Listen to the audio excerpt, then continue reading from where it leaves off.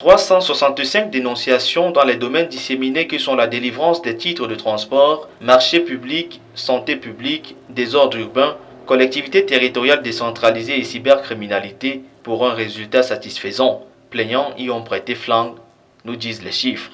40 dénonciations par appel téléphonique sur le numéro vert 1517.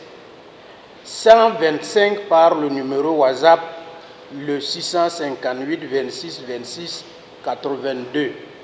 180 par l'adresse électronique info@conac.cmcm de la région.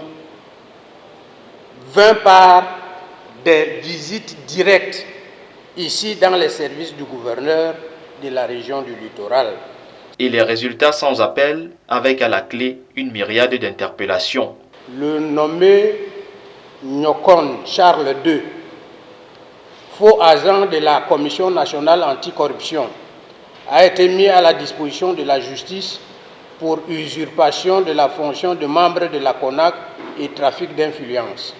Cet individu s'est fait fabriquer une carte de visite avec le titre « Stratégie nationale de lutte contre la corruption ». Même s'il reste opportun de rappeler que les dénonciations à tête chercheuse ne font guère office de procès gagné d'avance, ainsi que les risques encourus par de tels agissements. Il y a des dénonciateurs farfelus qui veulent nuire simplement à un moment donné.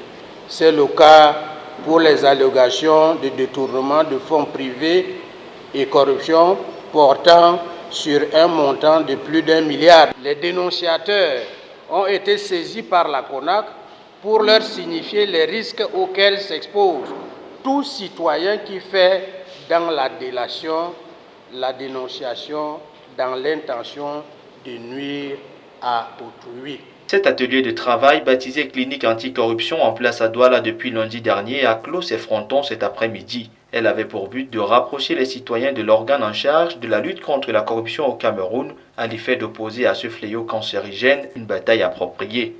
Un prélude à la journée de lutte y consacrée, dont les fruits portent d'ores et déjà la promesse des fleurs.